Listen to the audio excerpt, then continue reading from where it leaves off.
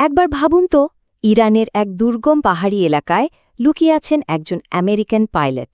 তাকে উদ্ধার করতে হবে, কিন্তু কিভাবে? কোনো রেডিও সিগন্যাল নেই, স্যাটেলাইট ট্র্যাকিংও কাজ করছে না। তাকে খুঁজে বের করা হলো স্রেফ তার হৃদস্পন্দন বা হার্টবিট ট্র্যাক করে। না, এটা কোনো সায়েন্স ফিকশন মুভির গল্প না, এটা বিজ্ঞানের এক অবিশ্বাস্য সত্যি ঘটনা। আজকের এই পর্বে আমরা জানব সে ঘোস্ট মারমার প্রযুক্তির কথা, যা এই অসম্ভবকে সম্ভব করেছিল। চলুন শুনে নিই দূর থেকে হৃদস্পন্দনের সেই ফিসফিসানিকে শোনার গল্প। প্রশ্নটা খুব সহজ, কিন্তু উত্তরটা অবাক করার মতো। আচ্ছা, বহু মাইল দূর থেকে কি একজন মানুষের হার্টবিট ডিটেক্ট করা সম্ভব? প্রথমবার শুনলে তো মনে হবে এটা একেবারেই অসম্ভব, কিন্তু কোয়ান্টাম ফিজিক্সের দুনিয়ায় অসম্ভব বলে প্রায় কিছুই নেই। কত দূর থেকে জানেন? ৬৪ কিলোমিটার। হ্যাঁ, একদম ঠিক শুনছেন। প্রায় ৬৪ কিলোমিটার দূর থেকে ওই পাইলটের হার্টবিট শনাক্ত করা হয়েছিল। এখন প্রশ্ন হলো, এটা কিভাবে সম্ভব হলো? এর পেছনের বিজ্ঞানটা বুঝতে হলে আমাদের একদম গোড়া থেকে শুরু করতে হবে, মানে পদার্থবিজ্ঞানের কিছু বেসিক ধারণা থেকে। এই অবিশ্বাস্য প্রযুক্তি বুঝতে হলে আমাদের প্রথমে ঢুকতে হবে পদার্থবিজ্ঞানের এক অদ্ভুত জগতে, আর সেটা হলো জিরো রেজিস্ট্যান্স বা শূন্য প্রতিরোধের জগৎ। দেখুন, সাধারণত যখন কোনো তারের মধ্যে দিয়ে কারেন্ট যায়, তখন কি হয়?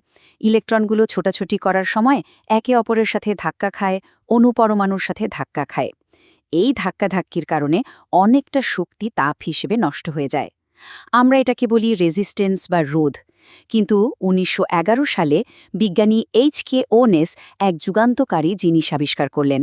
তিনি দেখলেন, পারদের মতো কিছু পদার্থকে যদি অসম্ভব ঠান্ডা করা যায়, মানে প্রায় -২৭০ ডিগ্রি সেলসিয়াসে, তাহলে তার রেজিস্ট্যান্স একেবারে শূন্য হয়ে যায়।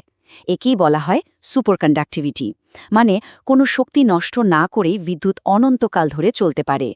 আর এই শক্তি নষ্ট না হওয়ার ক্ষমতাটাই হলো আমাদের সেই পাইলটকে খুঁজে বের করার গল্পের প্রথম চাবিকাঠি। সুপার কন্ডাক্টিভিটি তো গেল ক্লাসিক্যাল ফিজিক্সের কথা, কিন্তু আমাদের যন্ত্রের পরের অংশটা বানাতে হলে আমাদের ঢুকতে হবে কোয়ান্টাম মেকানিক্সের আরও অদ্ভুত আর আশ্চর্য জগতে। কোয়ান্টাম জগতে এমন সব ঘটনা ঘটে যা আমাদের সাধারণ জ্ঞানে অবিশ্বাস্য মনে হয়। তার মধ্যে একটা হলো কোয়ান্টাম টানেলিং। সহজ করে বললে এটা এমন এক ঘটনা যেখানে একটা ইলেকট্রনের মতো কণা এমন একটা দেয়াল টপকে চলে যায় যেটা টপকানোর মতো শক্তি তার নেই। ব্যাপারটা অনেকটা ভূতের দেয়ালের মধ্যে দিয়ে গলে যাওয়ার মতো। কণাটা তখন আর কণার মতো আচরণ করে না, বরং একটা তরঙ্গের মতো আচরণ করে ওই বাধা ভেদ করে ওপারে চলে যায়। অদ্ভুত, তাই না? এই কোয়ান্টাম টানেলিংয়ের আইডিয়া ব্যবহার করেই নোবেল বিজয়ী বিজ্ঞানী ব্রায়ান জোসেফসন তৈরি করেন জোসেফসন জাংশন। তিনি কি করলেন? তিনি দুটো সুপারকন্ডাক্টর নিলেন যাদের রেজিস্ট্যান্স শূন্য, আর তাদের মাঝখানে রাখলেন একটা খুব পাতলা ইনসুলেটর, মানে অপরিবাহী স্তর, যার মধ্যে দিয়ে তো কারেন্ট যাওয়ার কথাই না। কিন্তু ওই কোয়ান্টাম টানেলিংয়ের জাদুতে দেখা গেল ওই বাধার টপকেও ইলেকট্রন একদিক থেকে অন্যদিকে চলে যাচ্ছে, মানে একটা কারেন্ট বইছে। এই অসাধারণ উপাদানগুলো দিয়ে বিজ্ঞানীরা এমন এক যন্ত্র তৈরি করলেন যা চৌম্বক সংকেত ধরার দুনিয়ায় একটা বিপ্লব এনে দিয়েছিল। চলুন দেখি সেই যন্ত্রটা আসলে কি। দুটি জোসেফসন জাংশনকে একসাথে জুড়ে দিয়ে তৈরি হল স্কুইড, যার পুরো নাম সুপারকন্ডাক্টিং কোয়ান্টাম ইন্টারফিয়ারেন্স ডিভাইস। খুব সহজ কথায় বললে এটা একটা অসম্ভব সংবেদনশীল ম্যাগনেটোমিটার, যা অবিশ্বাস্য রকমের সূক্ষ্ম চৌম্বক ক্ষেত্র মেপে ফেলতে পারে এবং সেই ছোট্ট চৌম্বক সংকেতকে একটা পরিমাপযোগ্য ইলেকট্রিক্যাল সিগন্যালে বদলে দিতে পারে। কিন্তু প্রশ্ন হল, এই যে সূক্ষ্ম চৌম্বক সংকেত, এটা আসছে কোত্থেকে? এই প্রশ্নের উত্তরটাই কিন্তু আমাদের পাইলটের গল্পের সাথে বিজ্ঞানকে জুড়ে দেবে। আমাদের হার্ট, মানে হৃৎপিণ্ড, আসলে একটা ইলেকট্রিক্যাল পাম্পের মতো কাজ করে। এর মাংসপেশি যে সংকুচিত আর প্রসারিত হয়, তার জন্য সোডিয়াম, পটাশিয়াম, ক্যালসিয়ামের মতো আয়নের চলাচল হয়। আর এই আয়নের চলাই হলো খুব ছোট ছোট ইলেকট্রিক কারেন্ট। আমরা তো ছোটবেলায় বিজ্ঞানে পড়েছি, যেখানেই কারেন্ট থাকে সেখানেই একটা ম্যাগনেটিক ফিল্ড বা চৌম্বক ক্ষেত্র তৈরি হয়। তার মানে আমাদের প্রত্যেকের হার্টবিটের সাথে সাথে একটা নিজস্ব, একদম ইউনিক চৌম্বক ক্ষেত্র তৈরি হচ্ছে। কিন্তু এই চৌম্বক ক্ষেত্রটা ঠিক কতটা শক্তিশালী? শুনলে অবাক হবেন, এর মান প্রায় 10⁻⁻12 টেসলা, অর্থাৎ পিকো টেসলা। এটা এতটাই দুর্বল যে পৃথিবীর যে চৌম্বক ক্ষেত্র আছে তার চেয়েও 1 বিলিয়ন গুণ কম শক্তিশালী। সাধারণ কোনো যন্ত্র দিয়ে এটাকে ধরা প্রায় অসম্ভব। এই সিগন্যালটা খুঁজে বের করা যে কতটা কঠিন তা বোঝাতে গিয়ে তৎকালীন সিআইএ ডিরেক্টর বলেছিলেন এটা অনেকটা খড়ের গাদায় সূচ খোঁজার মতো। এমনকি ডোনাল্ড ট্রাম্পও বলেন এটা নাকি মরুভূমির মধ্যে থেকে এক কণা বালি খুঁজে বের করার চেয়েও কঠিন কাজ। স্কুইড প্রযুক্তির দারুণ হলেও এর দুটো বড়সড় সমস্যা ছিল। প্রথমত, এটা চালানোর জন্য -270°C মতো চরম ঠান্ডা পরিবেশ লাগত, যা ল্যাবের বাইরে কোনো উদ্ধার অভিযানে ব্যবহার করাটা প্রায় অসম্ভব। আর দ্বিতীয়ত, যার হার্টবিট মাপা হবে তাকে একদম স্থির থাকতে হতো, একটু নড়াচড়া করলেই সিগন্যাল হারিয়ে যেত। এই সীমাবদ্ধতার কারণেই বাস্তব জগতে এটা ব্যবহার করা যাচ্ছিল না। কিন্তু বিজ্ঞানীরা তো আর থেমে থাকার পাত্র নন। স্কুইডের সমস্যাগুলো সমাধান করতে জন্ম নিল পরের প্রজন্মের প্রযুক্তি, যা হিরে আর আর্টিফিশিয়াল ইন্টেলিজেন্স বা এআই এর উপর ভিত্তি করে তৈরি। চলুন দেখি এই আধুনিক সমাধানটা কিভাবে অসম্ভবকে সম্ভব করল। এর সমাধান এলো কৃত্রিম হিরে থেকে। বিজ্ঞানীরা ল্যাবে এমন এক ধরনের হিরে বানালেন যার মধ্যে ইচ্ছে করে একটা ছোট্ট খুঁত রাখা হলো।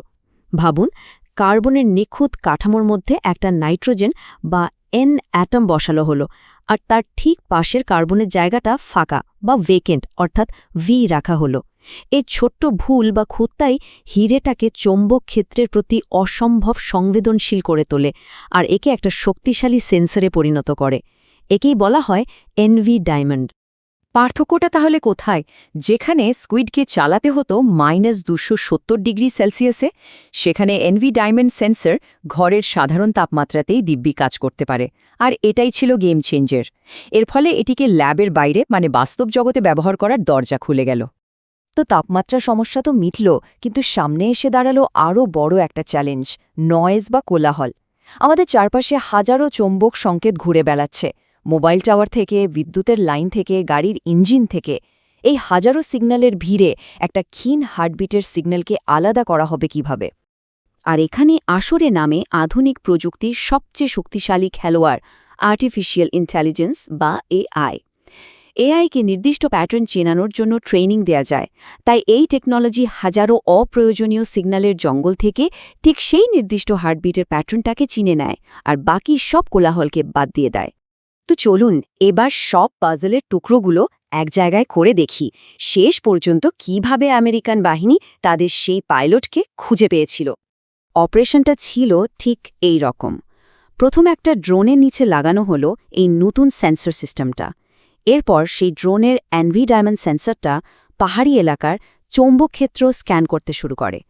তারপর সিস্টেমের মস্তিষ্ক মানে এআই সফটওয়্যার পরিবেশের বাকি সমস্ত নয়েজ ছেঁকে ফেলে শুধু মানুষের হার্টবিটের সেই নির্দিষ্ট সিগন্যালটাকে আলাদা করে নেয়। আর এভাবেই 64 কিলোমিটার দূর থেকে সিস্টেমটা নিশ্চিত করে যে ওখানে একজন মানুষ জীবিত আছে।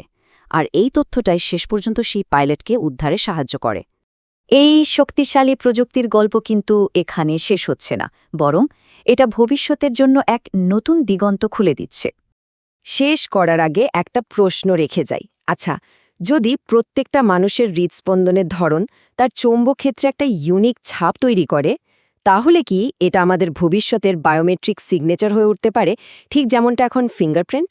একবার ভেবে দেখুন তো, শুধু হার্টবিট দিয়ে দূর থেকে কাউকে শনাক্ত করার এই প্রযুক্তি আমাদের ব্যক্তিগত গোপনীয়তা আর নিরাপত্তার দুনিয়াকে কতটা বদলে দিতে পারে।